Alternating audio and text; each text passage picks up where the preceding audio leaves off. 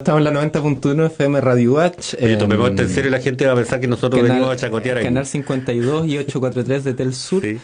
Vamos a hablar con Víctor Godoy de esto que estábamos comentando con Miguel Ángel Millar. Estuvimos también junto a los académicos de la Facultad de Arquitectura y Artes y específicamente de la Escuela de Arquitectura, Instituto de Arquitectura y Urbanismo UACH, que van a reinaugurar su edificio este viernes a las 12:30 en el hall del edificio de Arquitectura UACH. Usted también lo puede ver, ese edificio, cuando va transitando por la Costanera. Yo mañana voy a estar en la Isla Teja toda la mañana, ¿es cierto? Sí, ahí podrías pasar a reportear. Sí, te aviso si hay o no hay vino de olor. No nos contaron tampoco. No quisieron. Es que los periodistas son pastos secos. ¿Está Víctor Godoy ahí? ¿Puede ser? ¿Habrá llegado nuestra autoridad? Víctor. ¿Cómo estás, Víctor Godoy? Hola. Seremi de Gobierno de Los Ríos, acá en la 90.1 FM Radio H. Hola, buenos días. Lo noté preocupado al Seremi. Bienvenido. Hola, buenos días. ¿Me escuchan, no? Sí, perfecto. Perfecto. Ah, ya, ok. Pensé que no estábamos. Nos estábamos haciendo los sordos. Ya. No era una conversación interna del equipo. No se te ocurra. Estaban al aire. Vamos a hacer, mira, aprovechando que está Víctor Godoy, le vamos a avisar a quienes nos están escuchando desde sus casas que vamos a aprovechar esa reunión de pauta, ¿ya? Al aire. Hoy déjenme saludar a la audiencia. Bueno, un abrazo al equipo también y conversemos un ratito. Estuvimos en una reunión recién, así que me demoré un poco. Me imagino. Oye, estábamos... Aprovechen el tiempo con Antonio Víctor. Sí, no, estamos ahí con Miguel haciendo la previa a esta conversación a propósito del... ¿Cómo podríamos decirlo? La polémica de la semana. Siempre hay una polémica de la semana en la región de Los Ríos y en este caso se centró en lo ocurrido en el Tume, ¿cierto? Con estas imágenes que estuvieron circulando durante la tarde de ayer de fuerzas especiales, ¿cierto? Reprimiendo, vamos a decir, reprimiendo la protesta social de las comunidades, de la comunidad en el Tume en este caso, ¿cierto? Por lo que nos comentaba Miguel Millar de la manifestación por demandas habitacionales, ¿cierto? Donde termina presa una dirigente que también ella dice ahí a la prensa debió ser sin haber recurrido a la represión respecto a la reunión que tuvieron con el gobierno regional. Entonces, si pudiésemos comentar eso de pronto, Víctor, además de la declaración que sale por parte del gobierno regional, en este caso por la delegación presidencial, donde expresa su rechazo hacia lo que ocurre con esta represión por parte de fuerzas especiales, pero también aclarando de que no fue un mandato del gobierno respecto al quehacer de nuestras fuerzas especiales. Nuestras fuerzas especiales, digo, porque son nuestras fuerzas especiales. Víctor Godoy. Bueno, ahí hay varias cosas. Yo entiendo primero que hay una estructura de funcionamiento que esto no lo decide el gobierno, digamos, esto es así por las funciones que cumple el Ministerio Secretaría General de Gobierno y las funciones que cumple el Ministerio del Interior, que esos temas son de interés directo del Ministerio del Interior. Y entiendo que tanto la declaración de la delegación, etcétera, son materia de interior, digamos. Entonces ellos obviamente tienen una potestad respecto de estas situaciones. Además tienen el contacto directo con precisamente las policías y entiendo que así se trabajó también en este caso, por si acaso, por si hay alguna duda de que no haya sido fluida la comunicación, entiendo que fue así, pero más que eso nosotros por lo menos estuvimos muy, muy encima de la situación, preocupados por supuesto en nuestro trabajo, para apoyar lo que desarrolló en especial la Seremi de Vivienda. Daniel Barrientos estuvo ayer en el Tume, junto estuvieron varias autoridades, digamos, pero Daniel es quien ha trabajado el tema. Él lo venía diciendo hace varias semanas, además, yo creo que se anticipó un poco a la situación, y trabajaron además el día martes, intensamente hasta tarde, precisamente para resolver una situación que tenía que ver con un aspecto específico que además era un compromiso con la comunidad y que efectivamente había tenido retrasos, y eso fue lo que gatilló en definitiva la situación. Lo que viene después es precisamente una cuestión ya que está en el ámbito del orden y la seguridad, y que entiendo que también fue materia de la conversación ayer en el TUME. Yo estuve ayer en Futrono, estuvimos en una actividad que es bien interesante también, a ver si alcanzo a comentarles un poco, pero paralelamente ellos ya estaban conversando con la comunidad en el TUME y entiendo que fructificó esa conversación, además gracias a los buenos oficios que también hace el alcalde de Panguipulli, Pedro Burgos, que también me consta, porque el día martes estuvimos con él conversando, que estuvo preocupado desde el primer momento, y entiendo que también ellos hicieron una declaración al respecto. Entonces hubo preocupación. Yo me quedaría con eso, porque ante una situación como esta, que yo creo que a nadie le gusta que hayan situaciones en que un dirigente, una dirigenta vea, no sé, se vea restringida en su labor, que es una labor que puede ser una manifestación pública, puede estar cometiendo alguna falta, pero también esto viene de el ejercicio natural de la responsabilidad que tiene cualquier dirigente social. O sea, yo creo que eso es relevante decirlo, y eso sí me compete directamente. O sea, yo creo que cualquier dirigente social no tiene que ver restringida su posibilidad de manifestación. Claro. Bien, Víctor Godoy, entonces, seremi de gobierno en la 90.1 FM Radio H. Ahí suena un teléfono, yo no sé si será de ahí, ¿puede ser? Sí. Aló, Seremi, si quieres te dejamos responder. Si quieres responder al aire. Responde al aire para que te veamos en acción, ¿puede ser? No, ahí está. Oye, entonces... Bueno, yo una pitanza. Que no habrá sido. Que no diga eso, decían. Claro, no digas eso. Mira, lo están callando de arriba, del interior. No, pero ustedes saben que uno es ponderado. Sí, supongo. Y a propósito de eso, de pronto, Víctor, porque creo que la autoridad, yo he visto autoridades nacionales, los matinales, opinando sobre la contingencia, etcétera, etcétera. Yo creo que de pronto, a propósito del quehacer de nuestras fuerzas especiales, en este caso carabineros, ¿cierto? Yo no sé qué es lo que está ocurriendo ahí. Yo le decía a Miguel decía que, claro, hay un mandato en la Constitución que ante protesta o interrumpimiento, por ejemplo, de la libre circulación, ellos pueden intervenir. Interrupción se dice. Interrupción. Entonces, no interrumpimiento. ¿Dije interrumpimiento? Sí. Ah, ya. Intervención. Esta es Radio Universidad Austral de Chile, recordemos, a quienes nos escuchan. Sí, obvio. Con el conocimiento y naturaleza y se sí, además. Habla varios idiomas. Además. Oye, pero a propósito de eso, Víctor, ¿qué es lo que ocurre? O sea, de pronto, esto pasó en Torobayo también, en su momento, tengo entendido. ¿Qué es lo que pasa con Carabineros cuando las personas lo comentan en las mismas redes sociales? O sea, Carabineros interviene en protestas que son realizadas por vecinas y vecinos de esta forma, sin coordinación con el gobierno local, en este caso delegación presidencial, pero no así interviene de esta forma, por ejemplo, cuando los camioneros estaban en las carreteras, ¿cierto? Y estaban haciendo estas tomas intermitentes. Entonces uno se pregunta si hay preferencia o no, preferencia por la represión, en este caso por parte de fuerzas especiales o no. O sea, intervienen en ciertas ocasiones y en ciertas ocasiones esperan de que haya una coordinación con las autoridades para intervenir. Entonces uno no entiende un poco eso. No, si tú entiendes. No, las personas... Yo creo que en todo caso, o sea, está bien las aseveraciones que formulas, digamos, por tu evaluación de la situación, pero en las prácticas, digamos, en la vida cotidiana del trabajo de las policías, estas cosas están bastante menos al azar que lo que uno cree en términos de el orden jurídico y la normativa de la propia institución. O sea, eso está regulado por normativa en el país y en el Estado. Entonces, yo lo que no creo que suceda, digamos, es, y esto ya es una visión que está basada mucho en lo que he visto en estos 2 meses, porque yo efectivamente no venía del ámbito de la contingencia policial, ¿no? Entonces no conocía muy bien cómo funcionaban los protocolos.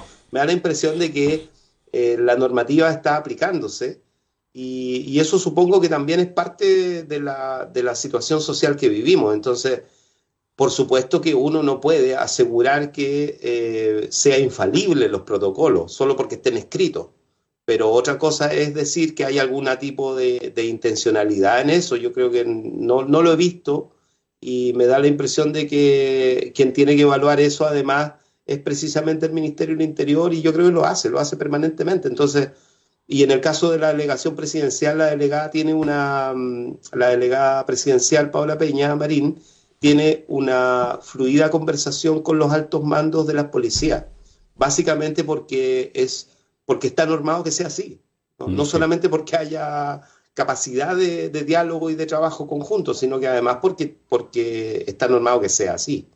Así es que no, en ese sentido, yo lo único que diría es que a mí lo que me preocupa más bien es cómo nosotros somos capaces de dialogar, digamos. Yo creo que la demanda y la crítica que he escuchado de parte de los dirigentes sociales a propósito de esta situación y otras, no solamente de esta, es que el gobierno tiene que dialogar y no puede decir un día que va a dialogar y al otro día ver que tiene dificultades para poder hacerlo, digamos, un dirigente social.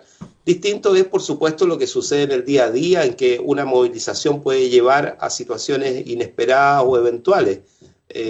Siempre sucede eso, además, digamos, ¿no? Siempre las movilizaciones contemplan algo de el momento, ¿no? Se producen cosas en el momento, pero lo importante es que nosotros seamos capaces, desde el gobierno, desde mi rol también, de defender la posibilidad de manifestación que tienen todas las organizaciones sociales, de entender que esa labor es una labor que los dirigentes hacen en la primera línea, como debe ser, y en tercer lugar, que la manifestación le hace bien a el avance de las políticas públicas en muchos casos. Pues hay situaciones en las cuales probablemente haya una intencionalidad incluso de afectar la política pública.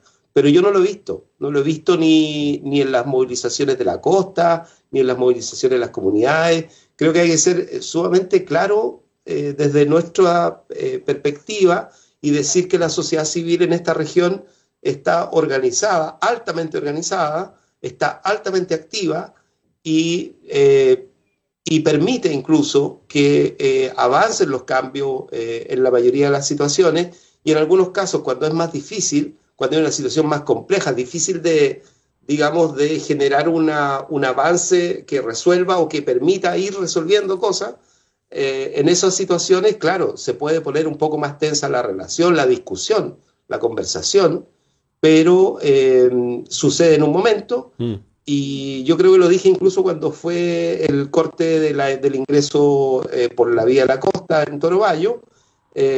Nosotros lo que tenemos que hacer como gobierno es tratar de que los costos que uno paga cuando hay una movilización no tenga que seguirlo pagando el otro día, digamos, ¿no? Entonces, si hay un corte un día, bueno, lo que nos corresponde a nosotros es tratar de allanar las cosas para que la comunidad no tenga que volver a ejercer esa manifestación o esa movilización al otro día, y que tengas en vez de 1, 2, 3, 4, 5 cortes que impacten directamente en la población.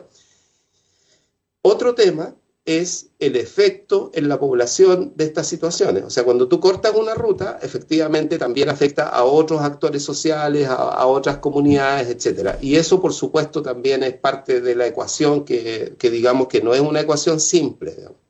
No, nadie dice que sea simple, pero esto de separar las cosas a mí como que me complica un poco, pero bueno, separémoslas, ¿ah?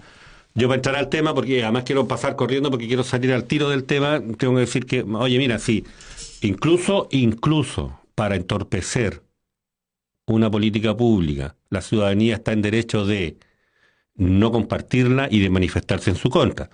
Por poner un ejemplo extremo, no voy a hablar del puente sobre el canal de Chacao, digamos. Entonces no puede decirse, mira, la ciudadanía se está oponiendo a una renuncia pública, entonces efectivamente no está actuando de buena voluntad. No, incluso ese derecho tiene. Incluso tiene el derecho de hacerlo activamente. Eso es lo primero. Sí. Lo segundo es que está bien, sí, yo entiendo las complicaciones y todo lo que tú quieras, pero a la hora de hacer la raya y la suma, todo el mundo se expone desde la línea que le toca a lo que tiene que exponerse cuando está protagonizando una demanda sentida y urgente de la necesidad, pero cuando la raya para la suma, además estamos contando apaleos, detenciones, forcejeos, digo ya, ahí hay algo que debiera desaparecer de la ecuación. Y claro, cuando tú lo tratas de conversar con la fuerza pública, yo no me he dado el trabajo de buscar esto en la Constitución, pero el caballero ahí, el uniformado, funcionario público como tú, Víctor, pero con uniforme, no como tú, que está un poco más de gala, lo que te dice es que tiene el mandato constitucional de actuar inmediatamente si ve que está interrumpido, porque si no, el vecino de al frente lo va a denunciar en el Tribunal Constitucional y quizás qué cosa le va a ocurrir. Pero claro, el resultado del apaleo es la detención y son estas otras cosas que uno aspiraría a que a estas alturas ya estuvieran medianamente, por lo menos si no desterradas, ya por lo menos bajo una crítica bastante más severa respecto de quienes incorporan la intervención del Estado en este tipo de situaciones. Eso, y para salir corriendo diría que eso nomás, pues la complejidad está clara y está dada. Uno no cree, como decías tú, yo no creo que en la acción de la fuerza pública haya una discriminación arbitraria deliberada, porque ellos se ajustan a reglamentos y a normas que establecen cómo proceder en estas cosas. Entonces probablemente son esos reglamentos y esas normas las que contienen la discriminación arbitraria, porque por algo ante unas manifestaciones que interrumpen el tránsito no se actúa urgentemente en obediencia a un mandato constitucional propio de la institución. Eso nomás, y con eso salgo corriendo del tema, porque la verdad es que para conversarlo bastante más largo debiéramos, Sí, claro, vamos a restablecer el República de los Ríos dentro de algunas semanas, te vamos a invitar y probablemente vamos a estar 2 horas discutiendo esto. No, y yo te diría que de todos modos, o sea, más allá de las evaluaciones que hace la ciudadanía y la prensa por su lado, que son necesarias en un debate público, la orgánica del Estado tiene una forma de dialogar respecto a estas cosas. O sea, no es que esto sea al azar, digamos. Y la forma de diálogo es a partir del rol que cumple el Ministerio del Interior, digamos. Y por eso es tan relevante la voz y el rol que cumple la delegación presidencial. O sea, porque en definitiva representa la institucionalidad del Ministerio del Interior aquí en la región. Y a veces eso no se entiende mucho, digamos, porque uno no sabe. Yo voy a actividades y me preguntan qué es lo que hace su ministerio, digamos, ¿no? Entonces, esa información a veces no está tan clara. Bueno, efectivamente, todo lo que tiene que ver con orden y seguridad está hoy en día radicado en el Ministerio del Interior y eso está en la región representado fielmente por la delegada presidencial. Entonces, esa es la forma de diálogo en el que este tipo de debates podrían tener algún tipo de espacio. En el ámbito en el que yo me muevo, que es el de la participación social, que nosotros por mandato, digamos, nosotros tenemos una división de organizaciones sociales, digamos, trabajamos con dirigentes sociales. A mí me interesa que los dirigentes sociales sepan y que tengan toda la confianza del mundo como para dialogar respecto de su rol, incluso en una situación de manifestación pública, y que tengan la seguridad de que desde el punto de vista del rol que nos compete, hay una visión respecto de cuál es el rol que cumple el dirigente social en el espacio público, digamos, y en la política pública. Y ese es un rol esencial. No es un rol que tenga que ver solo con intereses locales o intereses restringidos a la representación social en un ámbito, que puede ser un sindicato, que puede ser un comité de vivienda, que puede ser, no sé, una organización territorial, sino que tiene que ver con cómo participa del diálogo respecto de los grandes temas también. Y eso es algo que en el país se está dando además.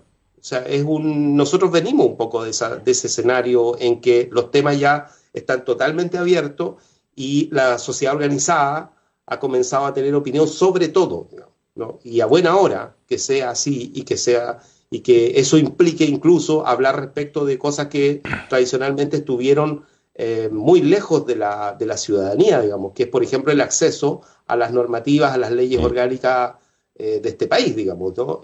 Todo ese debate hoy en día está sumamente abierto y por eso también yo creo que estas cosas tienen otro tono hoy en día, se pueden discutir de otra manera. Yo espero que en ese tránsito nosotros podamos encontrarnos básicamente en lo que importa, que es que se resuelvan los problemas. O sea, hay cuestiones sin resolver.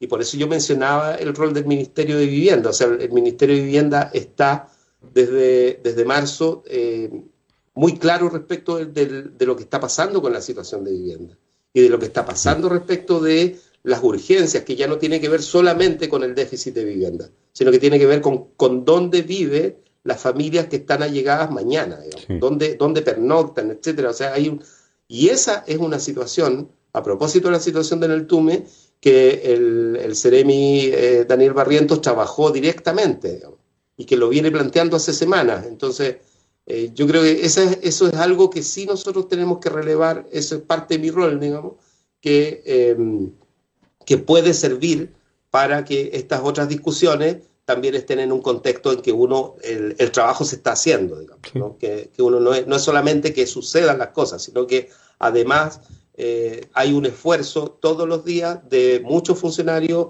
y autoridades porque se resuelvan las cosas, se vaya mejorando la situación por lo menos de las personas que en este minuto no tienen vivienda, digamos, ¿no? Eso está pasando. No, sí. Bien. Víctor Godoy, entonces, 90.1 FM Radio Watch, Seremi de Gobierno de la Región de los Ríos, y también Canal 52 y 843 de Telsur.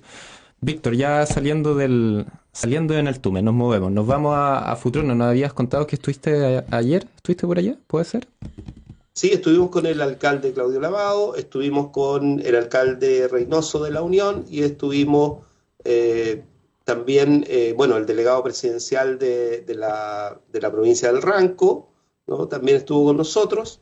Estuvo el Ceremi de Transporte y Telecomunicaciones, Jean-Pierre Ugarte. Estuvo el Ministerio de Transporte y Telecomunicaciones representado también. Y pudimos trabajar. Bueno, estuvo Miguel Mesa, el alcalde de Lago Ranco también. Estuvo el equipo de la Ceremi de Transporte presentando el tema de la última milla. La última milla es una política que tiene que ver con el tema de la conectividad y la fibra óptica. Entonces, lo que se está haciendo es ya verificando para los próximos meses el inicio de la instalación de la fibra óptica en las comunas. Esto significa llegar a cada cabeza de comuna, pero después hay una etapa siguiente en la que la fibra óptica llega a localidades específicas. Y eso que estaba definido ya, que estaba relativamente estructurado en la implementación de esta medida, se está abriendo en este minuto. Eso es lo que ha hecho este gobierno, lo que ha hecho el subsecretario Araya de Telecomunicaciones, lo que está haciendo el ministerio. Y lo que están haciendo con los alcaldes es que se está revisando, y esto lo están haciendo los municipios en este minuto, están revisando aquellas localidades en las cuales se va a hacer el esfuerzo de priorizar la llegada de la fibra óptica. Esto, bueno, tiene obviamente muchos alcances, ¿no? que es largo comentar, pero en principio es un desafío que tiene el ministerio y que lo está llevando a cabo. Se hicieron 3 reuniones en que participaron todos los municipios de una u otra manera, con representación en algunos casos, pero con presencia de los alcaldes y alcaldesas también, y se cubrió todo en la región para que haya en los próximos días, ya en las próximas semanas, hay un horizonte de un mes más o menos, para que el ministerio tenga claro cómo va a ir avanzando el tema de la fibra óptica, que podría facilitar aspectos de comunicación importantes también en comunas. Claro. Bien, sí, y a propósito de una de las promesas de campaña también del gobierno en su momento, que era el tema de la conectividad, y a propósito del tema de las zonas rurales, ¿cierto?, donde han estado constantemente marginadas y olvidadas respecto a esto. Y Víctor, para finalizar, yo ayer comentaba con alguien... Yo tenía una pequeña duda respecto de este plan de extensión. O sea, mover la última milla, uno sabe lo que significa, digamos. Tiene una cantidad de procesos asociados a servicios públicos, hasta con la telemedicina. Imagínate lo que significa que a las postas rurales pueda llegar la posibilidad de atención de mayor complejidad y con una calidad de conexión de datos que permite efectivamente al médico que está en un lugar remoto poder tomar decisiones concretas.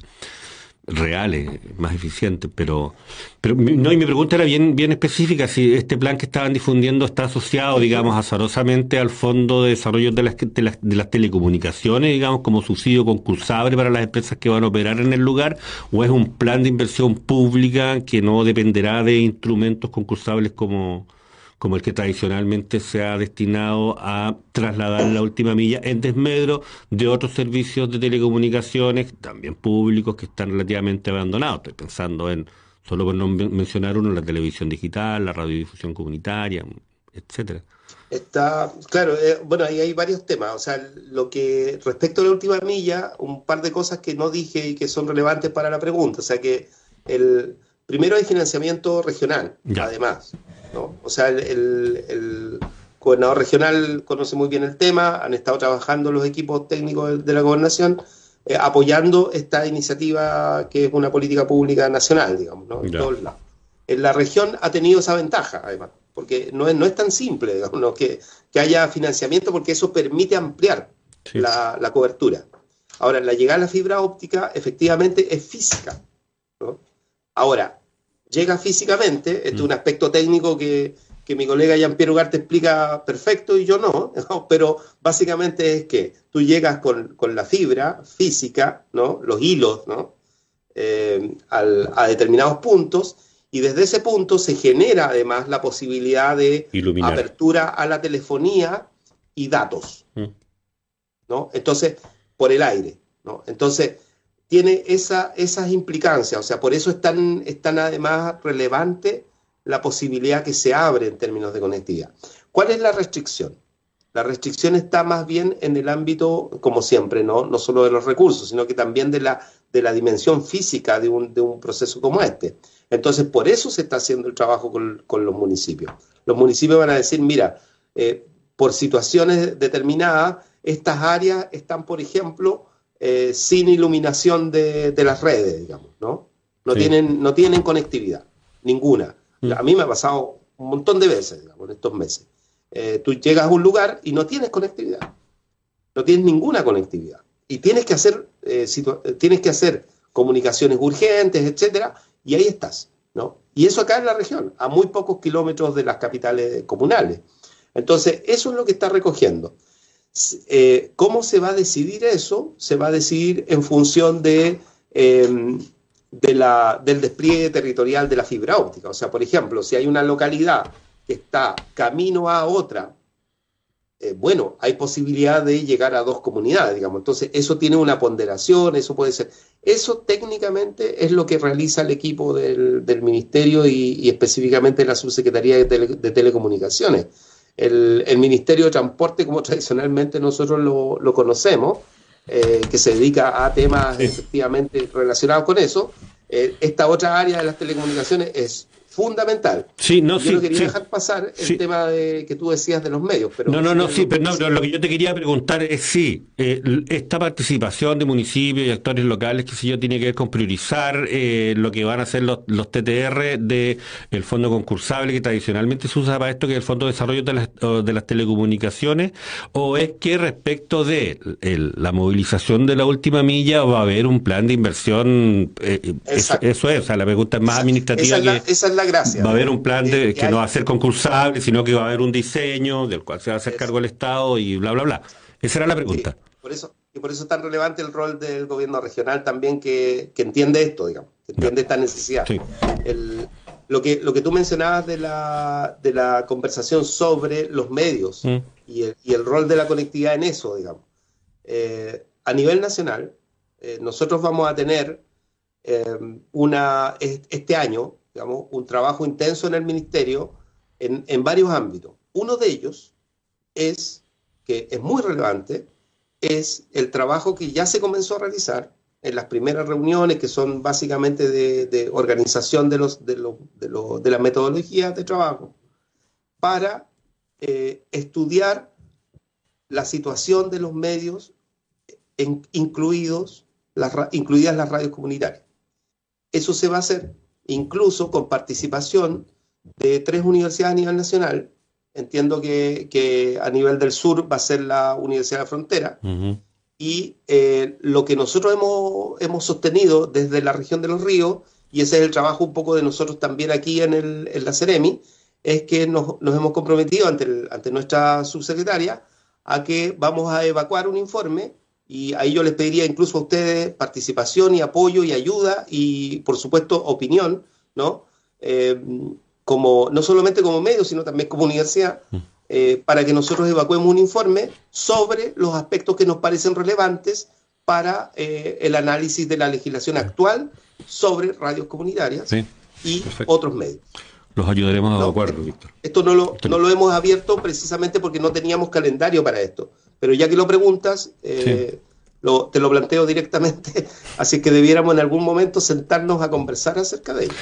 Y a organizar alguna actividad precisamente para poder evacuar eso. Sí, pero el sentido de la pregunta tenía que ver con eso. El Fondo Nacional de Desarrollo de las Telecomunicaciones, que es un fondo concursable administrado para concesionarios de distintos servicios, tradicionalmente durante las últimas décadas y media tal vez se ha concentrado en la última milla y en la instalación de infraestructura pública que luego es concesionada para la explotación comercial de las telefónicas, como se hace incluso con la electricidad, con la extensión de la electrificación rural, en demanda de otros sectores que operan en las telecomunicaciones. Oye, ya está bien, pues mira, son empresas transnacionales, también podría el Fondo Nacional de Desarrollo de las Telecomunicaciones destinarse a otros servicios. Por eso yo preguntaba si era que lo que se estaba haciendo era haciendo una priorización nueva y especial para el Fondo de Desarrollo de las Telecomunicaciones, o que es concursable, o si era un plan de inversión regional y permanente y que tenía una mirada un poquito más orgánica, y tú me dijiste, no, mira, es lo segundo, es más orgánico y volvemos a hablar de esto en otra República de los Ríos, porque tenía una pregunta pendiente, Antonio. Nos queda poco tiempo. Y no, ya nos pasamos, estamos 40 minutos pasados. Te van a llamar del gobierno para decirte, oye, ¿cómo vas a estar una hora hablando con la... No, pero los matinales están todos los días ahí. Sí. Es nuestra tarea también. Ya. No, pero en el matinal están los ministros. Bueno, no es que, igual, no que yo esté mirando en menos a mi Ceremi, pero... pero es como nuestro ministro de los Ríos. Sí, pero los ministros se mandan solos. Bueno, oye, recordémosle a quienes nos escuchan en la casa que estamos conversando con el Ceremi de Gobierno de la región de Los Ríos, Víctor Godoy Millán, respecto de las actividades que lo han demandado durante la última semana. Yo, mientras hago una marca saludando a nuestros auditores, Víctor contesta el teléfono. Aló Ceremi, Ceremi responde. Ceremi responde. Aló Víctor. Antonio Martel. Aló Ceremi. Víctor, mira, bien corto, a propósito de lo que nos comenta y esta agenda que tienen las autoridades cuando asumen sus distintas carteras, ¿cierto? ¿Qué pasa con la militancia de pronto? ¿Qué está pasando en la Prodignidad? ¿Y qué pasa con las autoridades que de pronto asumen que son militantes las autoridades? Y hay que dejarlo claro también, como que de pronto llegan al puesto y se sacan la camiseta del equipo, en este caso del partido o el colectivo al cual pertenecen, y son de toda la gente, y ese es el discurso de pronto. Pero yo no sé qué ocurre con la mística de la militancia, qué está pasando en las distintas orgánicas de Prodignidad, o no queda tiempo para dedicarse solo al cargo público, pero también a la militancia. ¿Cómo se compatibiliza eso? ¿Y qué es lo que está sucediendo en la Prodignidad Los Ríos en este momento? ¿Tienes un par de horas más? No, yo creo que lo puedes sintetizar en 5 minutos. Yo no sé si estarán pasando muchas cosas. Capaz eso podría ser la primera pregunta. Haz de cuenta que estás en Twitter. Claro, exacto. Yo diría que entonces en 140 caracteres yo te diría que lo que está pasando es lo que le está pasando a Chile, ¿no? Entonces todas las organizaciones políticas están en proceso de mirarse a sí mismas y de tomar definiciones profundas. O sea, en la semana pasada yo sé que hubo por lo menos un par de reuniones nacionales de organizaciones de Prodignidad, movimientos, partidos, qué sé yo, que están tomando definiciones respecto de su futuro. Entonces, eso está en curso. Digamos, ¿Que se llama más convergencia? ¿Algo así, dices tú? Sí, pero no hay noticias al respecto hasta donde yo sé. Yo tampoco soy el más informado al respecto de ello, digamos. Pero lo que me han contado dirigentes políticos de las coaliciones de gobierno es básicamente eso. En el caso de la coalición de la otra coalición, que en rigor a esta altura yo hablaría de una sola coalición, porque ya hay reuniones conjuntas. El Partido Socialista acaba de inaugurar su directiva regional, que es Paula Cárdenas. y nosotros no nos hemos reunido con Paula, lo vamos a hacer, por supuesto, con la directiva, etcétera, pero en principio ellos están también organizando su trabajo político en la región y de cara un poco también a los desafíos del gobierno, digamos. Y en el caso de Apruebo Dignidad, yo he tratado de irme reuniendo con todos los actores posibles y a veces por agenda no alcanzamos, pero ya hemos podido conversar. Aparte, uno se encuentra en los espacios comunes y en principio están tomando definiciones, pero no entiendo que no tienen que ver con reagrupamientos, ¿no? Que uno esto lo pensaba hace un mes atrás. ¿Te acuerdas que creo que en algún rato lo conversamos? O sea, uno pensaba que podían haber reagrupamientos importantes en las fuerzas políticas de Apruebo Dignidad. La verdad es que nada de eso ha estado en el primer plano. Si tú viste lo que sucedió con la cuenta presidencial en términos de la opinión pública, generó un impulso al trabajo político del gobierno, y ahí son muy importantes los partidos políticos y los movimientos. Entonces nosotros en realidad, más que sacarse la camiseta, es como que tenemos todas las camisetas, digamos. Entonces es como cuando tú tienes la colección de camisetas de varios y tienes que jugar con todos los equipos, digamos, ¿no? Y tienes que construir un grado de colaboración y no de competencia, a pesar de que la competencia, por supuesto, se va a dar en determinados escenarios electorales, como es normal. Sí, exacto. Sí, y dentro de su equipo y donde están todas las camisetas, ¿la democracia cristiana se cuenta? ¿O ya quedó fuera o quedó fuera del equipo? No es parte de las coaliciones de gobierno. Claro.